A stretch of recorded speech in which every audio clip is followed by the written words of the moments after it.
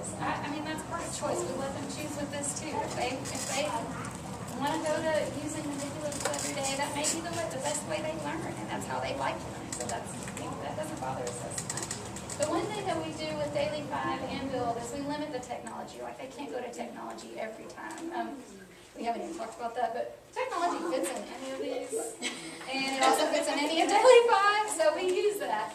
We just don't allow them to go there very often, more than once, or we've set up our computers for our RAS Kids program and our ISO math program, so they have to hit those. But we have iPad games, and we set up some stations today for you to kind of experience what it's like to do Daily 5. Yes, we have our little centers. This over here is how can I incorporate Daily 5 into my classroom. So what are ways that you can start incorporating it into your classroom, whatever grade level you teach. It doesn't have to necessarily be the reading part. It can just be whatever you're teaching. How could you put that into your classroom? We have our technologies. Our iPads have 3 different games on it, and then we have some Chromebooks where you can log on into your Google account and get on the Daily 5 website just to explore and do some research. And then over here with our lovely ladies, we have just the Daily 5 book as well that you can look through and take notes. And then over here, this is concerns and questions that you may have to how could you do it, or if you have any other concerns or whatever. We have markers and post-it notes for you too. So this is your choice. So we may have an expert from kindergarten come over and make sure everybody. One of the games is a reading game, and 2 of the games are math games, and they're super fun. You don't want to play them. So anyway, so am I good? Let's see if we make sure we were going to do 2 targeting math, and then. So what we're going to do is let y'all go choose one, make a choice. And how that I usually do that, a lot of people have, I just call by tables, and Monday the red table gets to go first. Tuesday, blue table gets to go first. That way there's no questions, there's no crying, oh, they get to go first. That's just what it is. The kids know every Monday the red table is going to get to choose first every day. Every Tuesday the blue table will go. And then Thursdays and Fridays I say whichever kid is behaving the best gets to go first. So it's just however kind of you want to do that. So if y'all want to, y'all can come pick a center, and we'll ring the bell. I have a timer. It will just be for about 2 minutes. Do y'all want to pick a table? Oh, you can ask the experts. Will Rick start with the teacher at all, or will they? Well, I mean, they do, but I usually once they So you'll be able to work it. So when you call for center, You could do it either way. Like sometimes if I have one group I want to read with, I know I need to read with all 4 of them today. I might say, okay, you 4 come with me, go to my table, and the rest of you make a choice. But sometimes you just send most of the time I have to get my things ready, and then I look at it, and then I just pull them over, and I just call my name. They know when I call your name, you come see me at my table, we get started, and then whenever I'm done, I usually have a little, what I call an exit ticket at my teacher table, and then they go back to their center.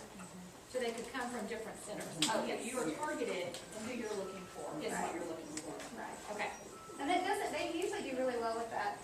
The only thing as far as it comes is the planning, and they won't stop.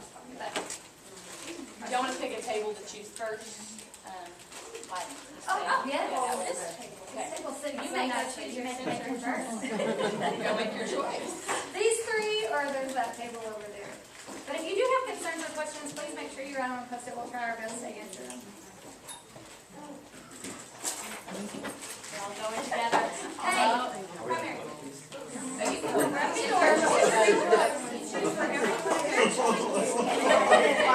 that what you did? He said when he He does just waited to see what you tell him to do.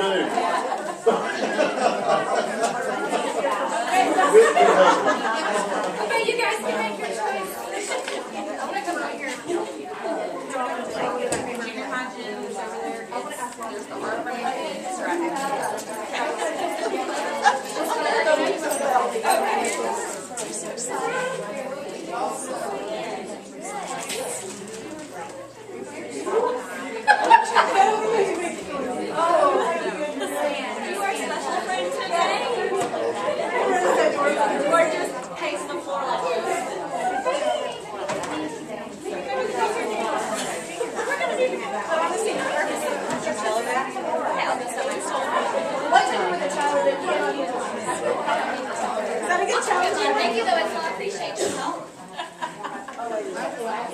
Y'all sign in for a door prize? We're in this long. didn't talk, I didn't read to him, so I ended up having to read it. All right.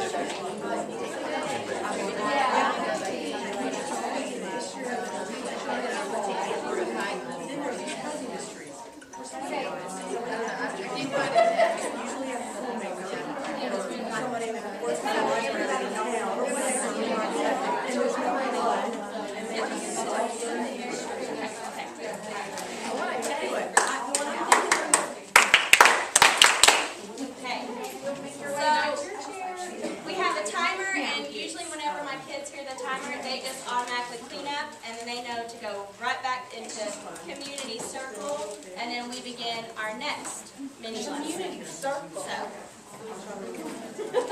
Here we go. All right, we're going to go over a few questions that we had from the questions and concerns. We have some friends that didn't hear the bell. It's okay. They just choose last. okay, so one of our questions was, what do we do with a child who can't handle choice? And I think every one of us has a child that paces the floor and it just gets overwhelmed with choices. So usually what I do with my special friend is I tell him, this is where you're going today, and then I help him pick his center. I'm like, do we want to do this today? And I help him, and then it sometimes will take a while, but usually by the end of the week he's kind of gotten it back together and he can do it on his own. But usually Monday and Tuesday I have to retrain him. And I'm like, okay, you're doing this today, now which one do you want to do? Because sometimes, I mean, we have 20 centers out for reading, and that can be overwhelming to some friends, you know, having all that choice that they, and all that responsibility that they have to do. And then the next one is, how do you handle teacher? Megan? What color is it? It's blue. Interruptions? Interruptions at the teacher table? Table interruption. Oh, teacher table Yes, interruptions. teacher table interruption. Well, I usually put my hand out, and they usually know that's not it. And that's something that we still struggle with, because everything is important when you're 5 years old. Everything is an emergency, regardless. But usually I tell them, no. Usually I tell them, if you're not bleeding or throwing up, you can handle it on your own. And if it's a technology error, if something is not working on a device, I just say, then you choose a different center until I can address that issue. So We've also had, I know, especially when Miss Summers was in kinder, she would have somebody that was in charge that wore like a little orange vest for the day, like it's one of your higher students that knows how to fix problems, and we'd have them, you know, if they had a problem or a question, they knew to go ask that child first. And that was the only child who could interrupt me. I had 2 of them. And those were the only 2 kids that could interrupt during my reading lesson. If they couldn't fix it, then they could come to me and ask me, but they were the only 2, so that I could expect questions from them, but that was it. unless it was an emergency and we're barfing or something like that. And we And of have course, a lot of that's a hand whole different gestures. situation. Like if it's an emergency and they have to go to the restroom, they know to do this. If their hand's raised, I usually just have to say, yes, you may go, and then they know to go to the restroom and come back. So we And some do. of us just let them go when they need to go. Yes. A lot of them don't do this. I don't have a bathroom in my classroom. Oh, yeah, so- she can. I got another question. It's Or just a quick lot question of for teaching Cindy. them procedures though, right? Yes, Having a lot of times and sometimes even knowing that I'm gonna stop, and at that point, then you can ask questions. Yes.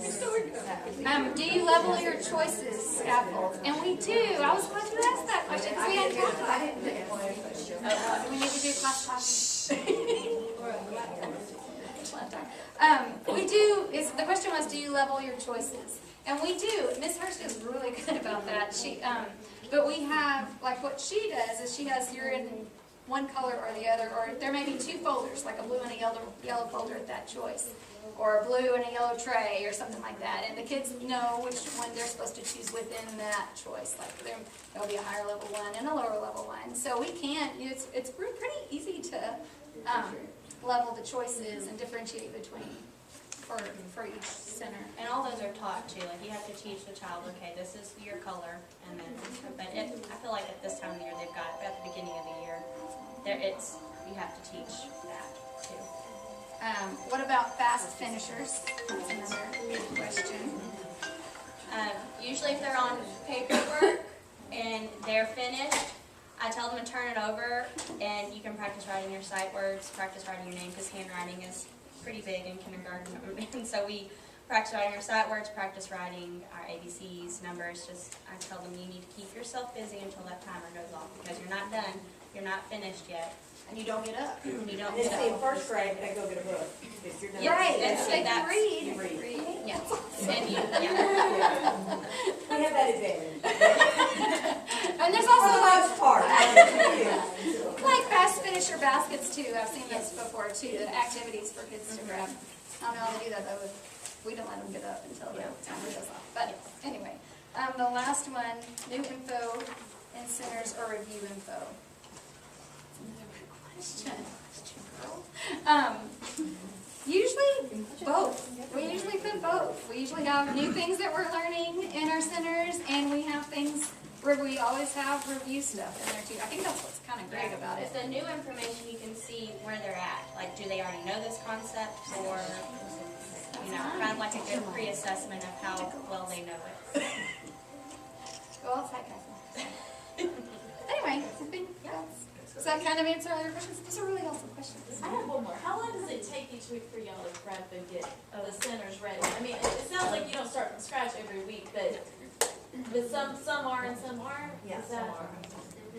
Yeah. We have a good friend, Miss White, that helps us get prepared, and we have weekly meetings where we have all of our choices, and the reading team and the math team meet separately to come up with all of our build bucket choices or our daily 5 centers. Then after school, we come together and we talk about those, and then we put everything on the Google Drive, and we print out what we need. We give it to Miss White if we need copies, and then it's usually back to us by Thursday or Friday. And the way that I organize everything is I put them in gallon-sized bags, and it goes in a center, and I teach them. And I go around and I check and make sure that my center is put exactly the way that I put it there. And if it's not, whoever was there will come back and make sure it's cleaned up and put in the bag correctly. And so then afterwards, I just take the bag and I put it in my filing cabinet, and then I put whatever's next. And then in at there. some point you pull that bag back out. Mhm. You kind of recycle it. Yes, recycle. And then like they're listening to reading, they have iStation, they have Raz Kids, which is a reading A to Z tool that they, an extension of reading A to Z. And then they also use Tumble Books and Lots of QR codes with QR codes. we have lead pins that we won with the grant. So those things don't require a whole lot of prep. Those are things that they have. It's at usually their the work on disposal. writing and word work that And is what's the most time efficient. Yeah, and it's really easier for us.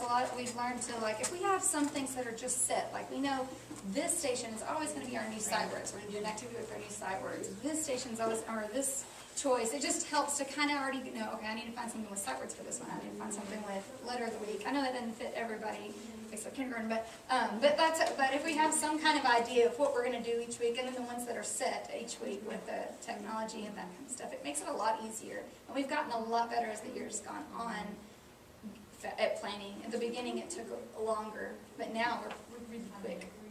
Yes, we're really pretty quick. So I think we have time for one more choice. Y'all need to go.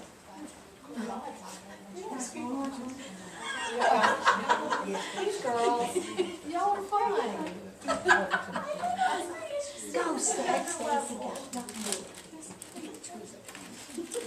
Whatever you want, I don't care. Y'all want to choose again, or do you want fourth graders to? Fourth graders. We'll go Come on, on, and then go we'll ahead. let you choose at the end. Okay, these are our intermediate girls, and they I don't know why are awesome. Stephanie Gill is teaching fourth grade reading and grammar, and Stacey Paris is our fourth grade math teacher. They're concerned that theirs does not quite have the feel that they think that may be in elementary, but it doesn't.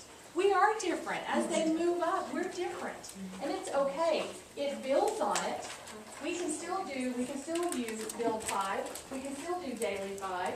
And just the content changes. But as the content changes, so do our group change. And so does the management. So maybe it's not, they think that it needs to have bells and whistles. Maybe not as many bells and whistles, but we don't always get as many as we kind of move through the grades. So it's okay. They do a fabulous job, and they're going to just talk to you about how they manage a regular day. And they think their regular day is not fancy enough, but it is. It is. They do a great job. So, they are awesome. Okay, number one, I don't do centers every day. We have one fourth grade math teacher that she's really good, and that's the way she organizes her classroom. She does centers every day. I usually do centers Thursday, Friday. We work on new concepts the first part of the week, and then we do review centers the end of the week. It just kind of depends on how the week goes.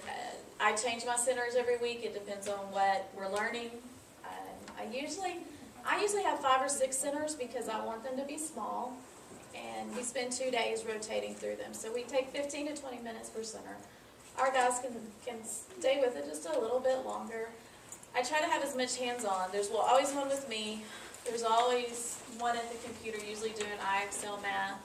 And then the rest are either a game or task cards or usually a game or task cards or some sort of manipulative, something that can touch and feel. It's not usually a worksheet. Now the task cards, for some reason, if you give them task cards and you laminate them, even though it's a worksheet, it's okay because it's laminated and you're writing on another piece of paper. You can even laminate a worksheet and have them do it, and they think it's the best thing ever. So that's kind of the way I organize mine. I don't always, sometimes I group them according to ability because I need a certain group with me at the same time. Sometimes I just go 1, 2, 3, 4, 5, 6 and go, okay, oh, those 2 groups aren't going to work, you flip-flop. We have appointment books that I set up at the beginning of the year, so I would go like to Stephanie, okay, will you be my 1 o'clock appointment? And I write her down for lunch, she writes me. Then I go to the next person, so I might say, okay, you're going to be working with your 4 o'clock appointment today. Everybody go stand by the 4 o'clock appointment. Okay, pick a center or however. So I use appointment books a lot just for a bunch of different things. They work great until you have new kids.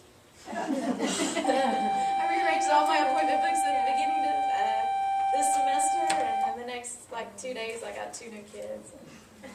But anyhow, there's always somebody absent that they can be partners with. But I do that. And the kids enjoy it in that way. Sometimes they get to choose, and sometimes I get to choose.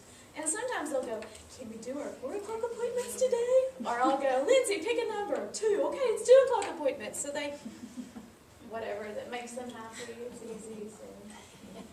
And we're similar in reading where we don't do it every day. Usually 2 days a week, just like they do in math. And I vary from 4 to 6 centers. It just depends on what I want to accomplish during the week, how how stressed I am and how much they're talking during the week.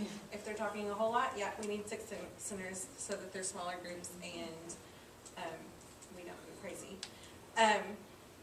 I do have iStation as one of my centers. I am a center, and then there's usually a vocabulary center, and whatever reading skill or an English skill, whatever it is that I feel we need the most work on. What else? Sometimes I do 1, 2, 3, 4, 5, 6. I don't do that often. I use the iStation data a lot to group the kids, or the AR Star Renaissance Learning data, just to have them in, these are the kids that really need it. I want to make sure that I get to these kids. They all need the same skill, and I group them that way most of the time.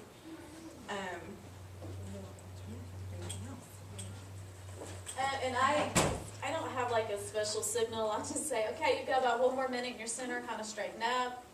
Make sure you mix the cards back up, because if it was a sorting game, the next kid gets there this week. Last week I looked over, I'm like, why are y'all already finished? Oh, they were already sorted. I'm like, okay, make sure you mix up the cards before you rotate, because that kind of makes it forward to the next group. And so hopefully they got them complete up. This was my group, and they were really good that day. This one group on the right, they're playing fraction war to see who has the highest one, and this other group, they're matching up improper and mixed numbers and pictures with it.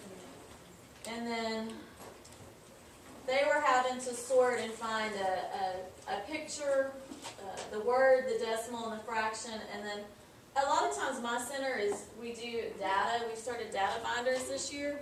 And I really like that. When we do the Renaissance math with the AR, when we do that, I always make sure we hand out those papers. They put them in there. We talk about their levels. And then also, anytime they take a major grade, our 3 major grades, we've been graphing those, so they'll come to me and we'll graph them, and then with that small group, okay, we're going to do corrections. They don't get anything for them, but I don't need to get extra points.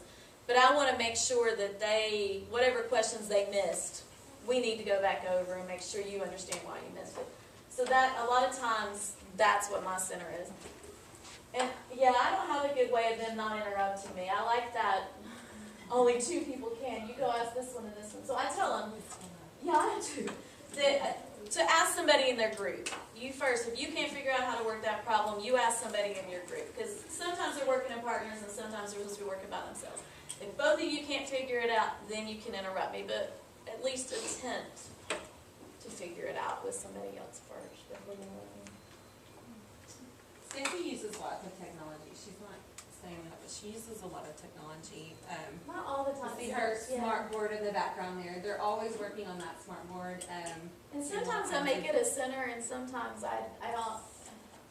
It's tall, so it's hard for them to reach. And then I have a little stretchy thing, and then I look up there, and they're pushing the board and beat each other with it. So it takes a while in between. It takes a few weeks, and then we'll throw it back in there. It'll take me a few more weeks to be brave enough to throw it back in. But yeah, that's their favorite. And they're already coming to us in 4th grade, and we're happy that they're coming already. Kind of the idea of centers and small groups is not new to them, and so it's not. I don't think it's as hard for us. No, not those procedural things are so much in place when we get there. Yes, so we are grateful. Thank you. So this is just kind of what it looks like in my room. I use a horseshoe. Last week we were working on brushing up on plurals and then talking about possessives, and so we're doing a little chart there. Same group. Then they're on iStation. And just like Stacey said, I usually have them in 20 to 30 minute rotations just because I want them on the iStation, and I don't want it to have them, repeat. They don't finish the little session and they have to repeat.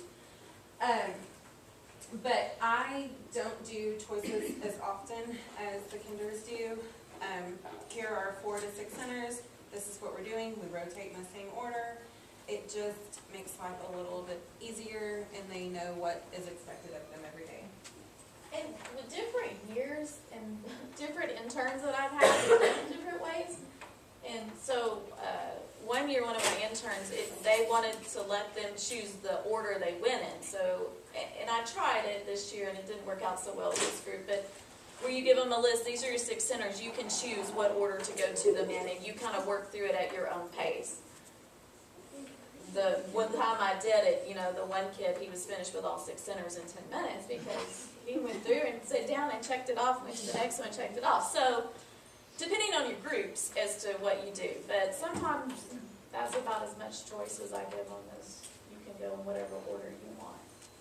And as they get older too, we have to get a little smarter than them. Yeah. So it does change for us, even though it's similar, it changes. So we have to kind of step in front of them a little bit when we know that that's their plan. When they're younger, they'll stay there and they'll stay in the group, sometimes a little longer.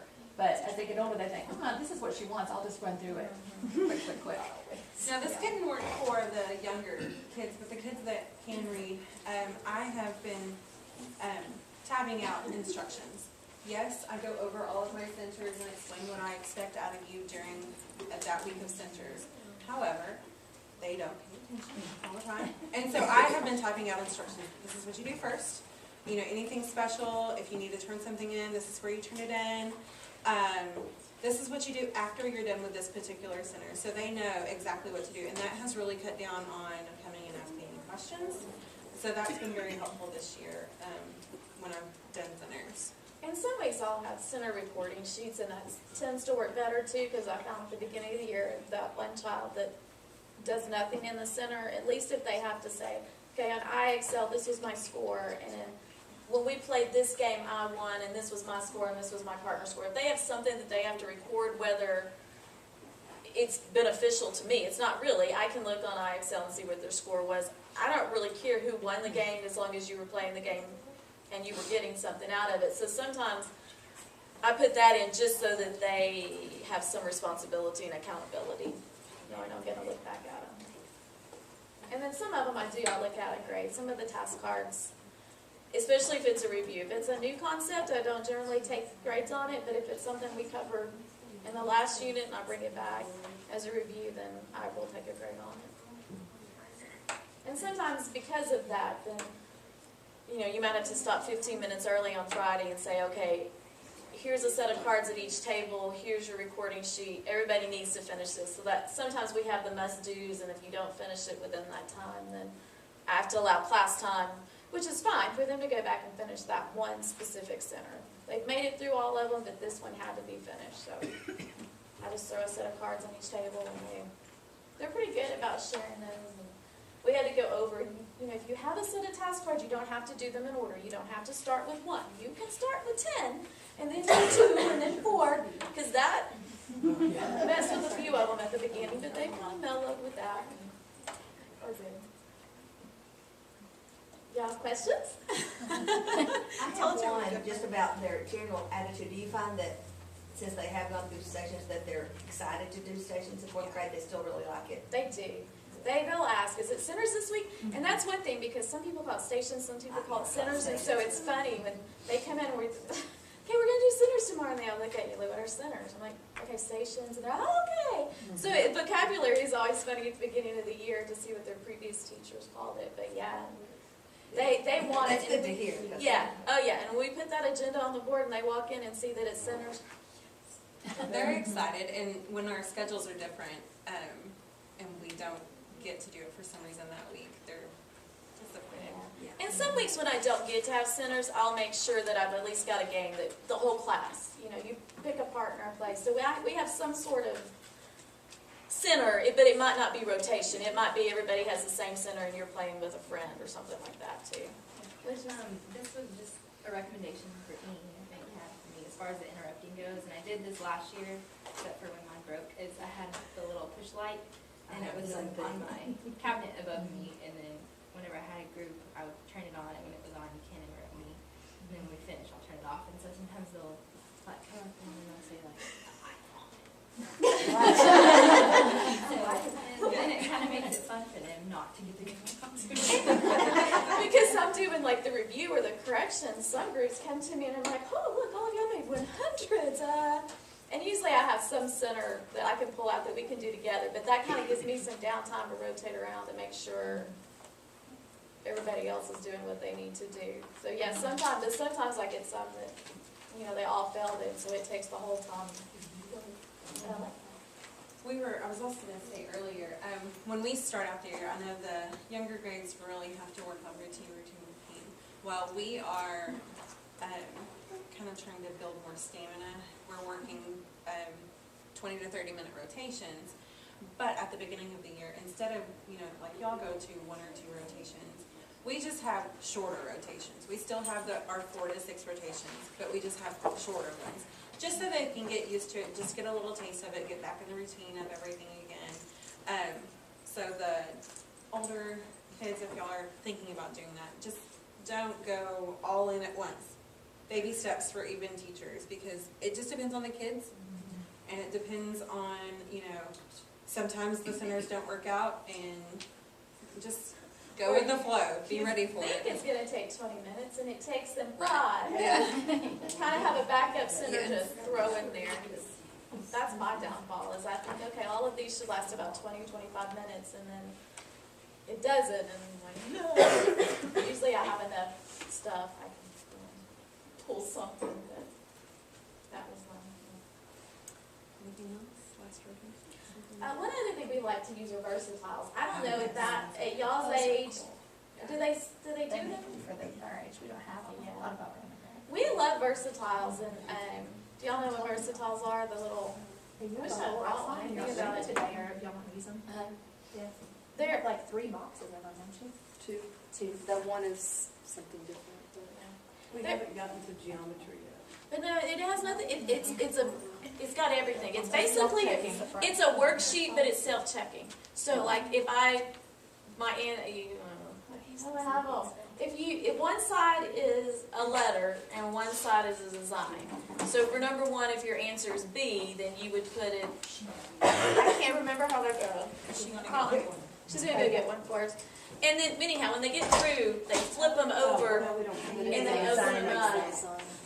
So it's self-checking. It's self-checking. Like wraparound. Yeah. Yes. You can do it for anything. So it's a great ready-made center to pull out and do. They have them on lots of different subject areas. I think we have, we've reading in English, math, I think science has them they have too. a Yeah, I've seen science. So they have lots of different subject areas. Oh, this is not what I was looking for. Okay, Mary's gonna go. I've got like a book of 4th grade and a book of 5th grade, and you've got even the 3rd grade book we can pull from, but it's got everything. They make little patterns, and it's really easy for the kids to check to make sure that they've done it the right way. There's an answer key at the bottom that has the pattern, and that's how you check to see if you got it right. It's not so easy if you have it wrong to figure out which number you missed. You flip it over. And then when they're done, they flip it.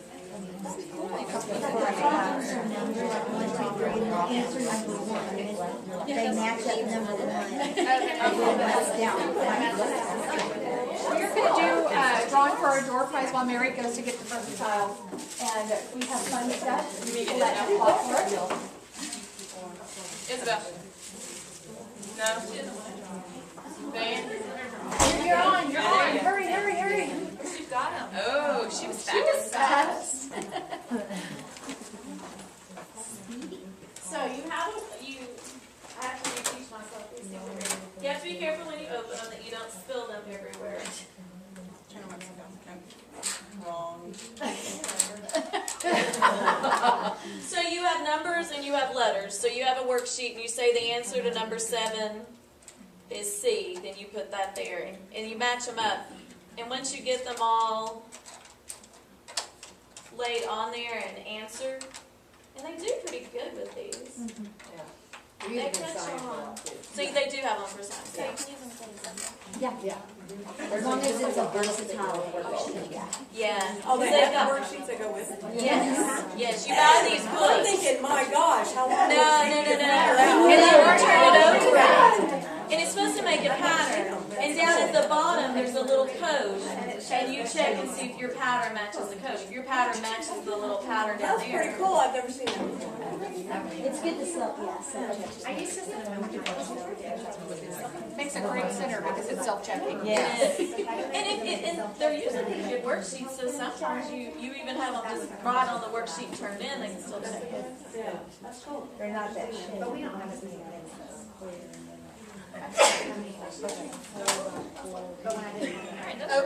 Okay, so, thanks for sharing that, thanks for running it.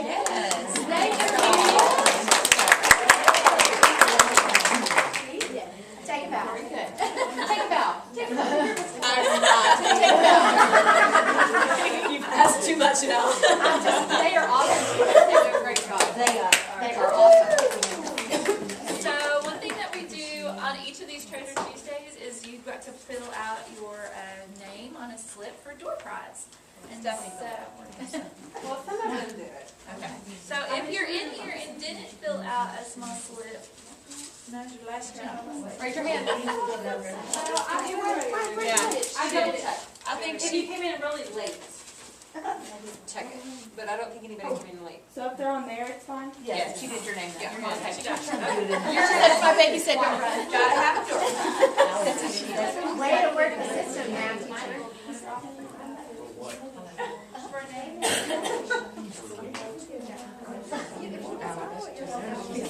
He's like, Why are you doing this? Why are you ruining my life?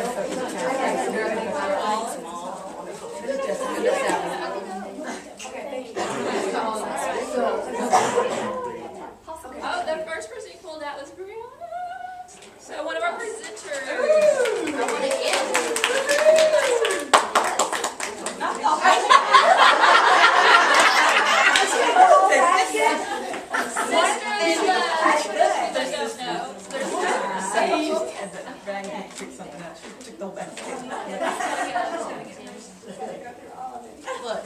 we're getting our team.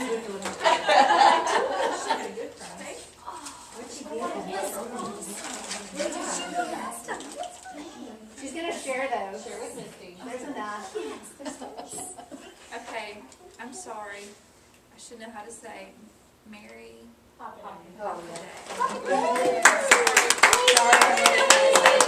I'll send a run paper for you.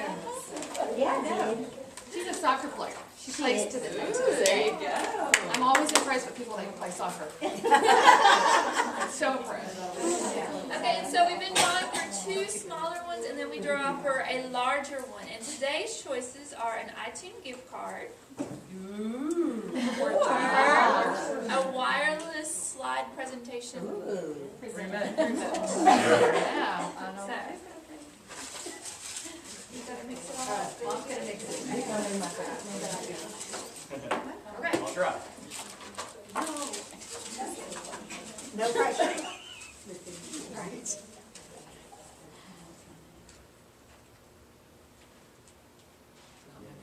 Oh, another Mary H.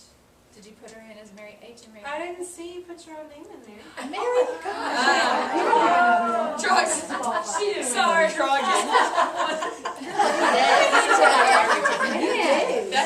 She cheated. You can buy a lottery ticket today. That's it. You need to buy a lottery ticket. Ms. Newton.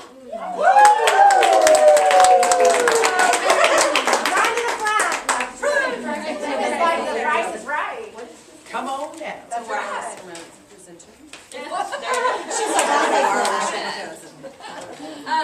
We don't need another one. I want to say thanks to all of our presenters. They did a really fabulous job.